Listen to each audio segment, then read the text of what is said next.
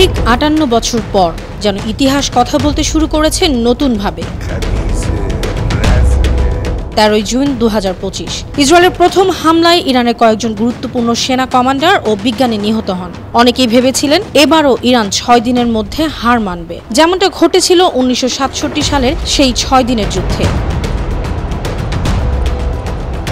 কিন্তু আজ ২১ জুন যুদ্ধ গড়িয়েছে নবম দিনে। ইরান আর ইসরায়েলের মধ্যে সরাসরি সংঘাত থামছেই না, বরং যেন প্রতি মুহূর্তে নতুন করে লিখছে প্রতিরোধের এক নতুন ইতিহাস। ৫৮ বছর আগে সিনাই, গাজা, পশ্চিম তীর, জেরুজালেম আর গোলান মালভূমি দখলের মাধ্যমে শুরু হয়েছিল ইসরায়েলের একচ্ছত্র আধিপত্য। সেই আধিপত্য আজ কেঁপে উঠছে ইরানের অব্যাহত ক্ষেপণাস্ত্র হামলায়। ইরান আজ যেন ১৯৬৭ সালের সেই অপমান মুছে ফেলার অঙ্গীকার করেছে।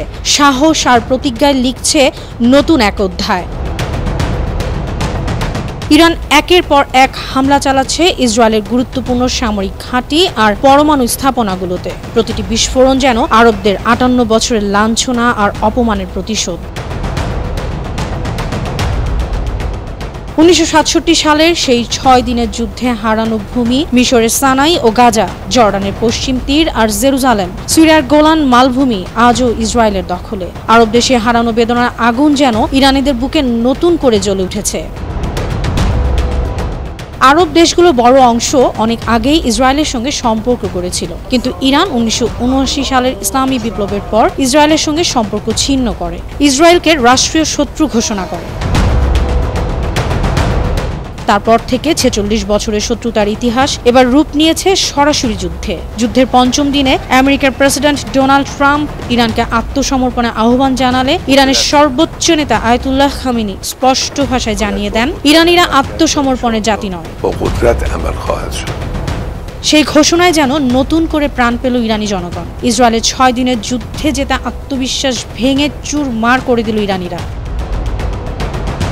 সাহস, প্রত্যয় আর প্রতিরোধের প্রতীকে পরিণত হয়েছে ২০২৫ সালের জুন মাসের এই যুদ্ধ। যেন ৫৮ বছরের অপমান আজ ঘুচিয়ে দিয়েছে ইরান।